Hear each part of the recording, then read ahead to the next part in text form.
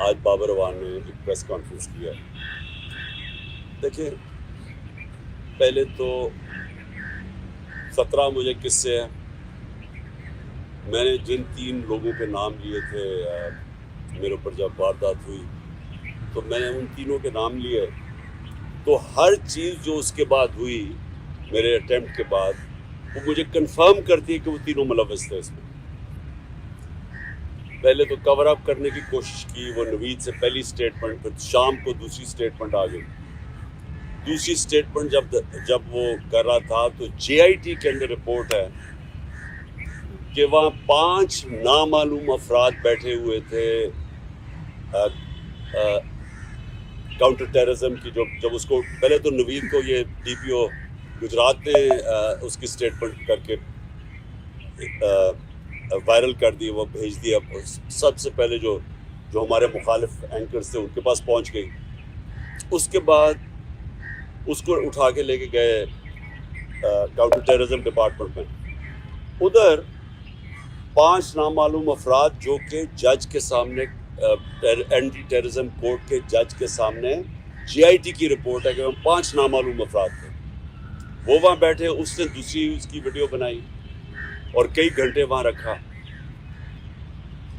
اور پھر جب جے آئی ٹی نے ان دونوں کو، وہ جو ایس ایس پی تھا سی ٹی ٹی کا، اس کو جب بلایا اور یہ جو ڈی پی او گجرات کو بلایا، انہوں نے ریفیوز کر دیا آنے کو. پنجاب کی سی ٹی ٹی تھی. تو کون طاقتور تھا جو ان کے پیچھے کھڑا تھا کہ انہوں نے ہماری گورنمنٹ ہوتے ہوئے منع کر دیا. پھر اس کے بعد جو جے آئی ٹی کو سیبوٹاج کرنے کی کوشش کی، 4 لوگوں نے اپنے بیان بدلے جے آئی ٹی کے لوگوں نے. ان کے بعد اس کے اوپر پروسیکیوٹر جنرل نے ان کے اوپر تفتیش کی. اس نے کہا کہ ان کے اوپر ایکشن لینا چاہیے. انہوں نے سیبوٹاج کرنے کی کوشش کی ہے. اب اس کیئر ٹیکر گورنمنٹ جس کا یہ مینڈیٹ ہی نہیں، آتے ساتھ ہی پہلے جے آئی ٹی کو چینج روکا. اس کے بعد ان 4 لوگوں کو جن کے اوپر ایکشن کہا تھا ان کو واپس جے آئی ٹی پہ بٹھا کے، اور جو لوگ جو 2 کام کر رہے تھے ان کو انہوں نے یونیورسٹی کر دیا. تو یہ جو کور اپ ہے، یہ صرف وہ کر سکتا ہے جس کے پاس طاقت ہے. اور طاقت کسی کے پاس ہے؟ ڈرٹی ہیری کے پاس طاقت ہے، رانا ثناء اللہ کے پاس طاقت ہے، اور شہباز شریف. یہ جو تینوں میں نے نامنیٹ کیے. اس کے علاوہ یہ نہیں ہو سکتے. اس کے علاوہ یہ سیبوٹاج نہیں کر سکتے جے آئی ٹی.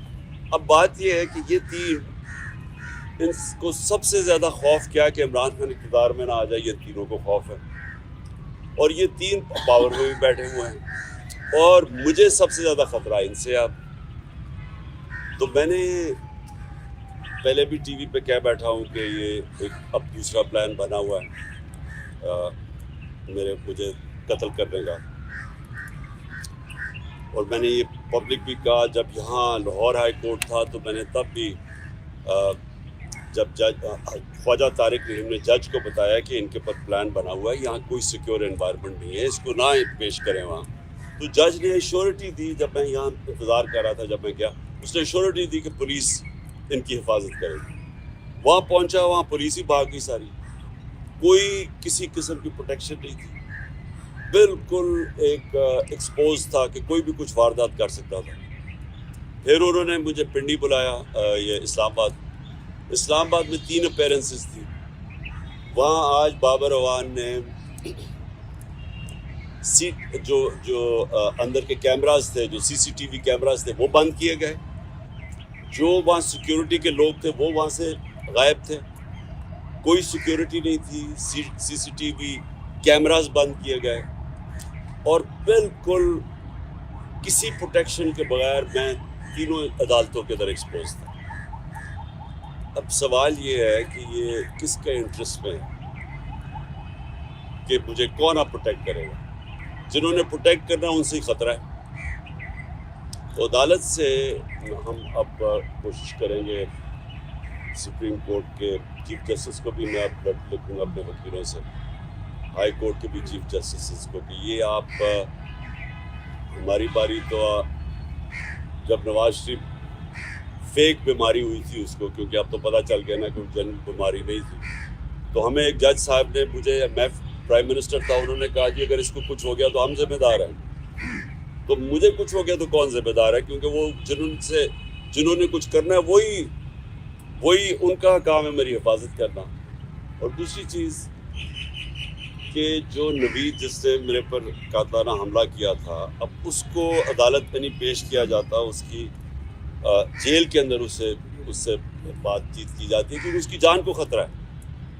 تو جس کی جان کے اوپر اٹیمپٹ ہو چکا ہے اور خطرہ ہے، اس کو کیوں وہ یہ گھسیٹ رہے ہیں. اور ان کیسز میں یعنی جو مزاحیہ خیز کیسز ہیں، ایسے کیسز ہیں جن کے اوپر کبھی یعنی اگر دنیا مذاق اڑائے گی کہ ایک ٹیررزم کا کیس کر دیا وہاں الیکشن کمیشن کے باہر، جبکہ میں وہاں تھا ہی نہیں، میں گھر پہ بیٹھا ہوا تھا، وہ مظاہرہ ہو رہا ہے، میرے اوپر دہشت گردی کا کیس کر دیا. یا دوسرا وہ جو ایک اور اب سب کو پتہ ہے کہ الیکشن کمیشن پوری طرح اب تو خیر ساری قوم کو پتہ چل گیا کتنی جانبدار ہے، یہ تو حکم ہی ساری ان سے لیتی ہے.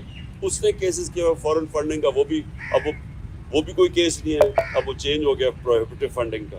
اور دوسرا یہ ہے یہ توشہ خانہ کا کیس، وہ بھی میں اب سب کے سامنے کہ جس وقت وہ دونوں کیسز عدالت میں گئی اوور ٹرن ہو جائیں کیونکہ کیسز ہی نہیں ہیں، تو ان کے اوپر مجھے بلایا جا رہا ہے اور میری جان کو حفاظت کر رہا ہے. تو اس کے اوپر ہم انشاءاللہ اپنے وکیلوں کے ساتھ بیٹھ کے اپروچ کریں گے سپریم کورٹ.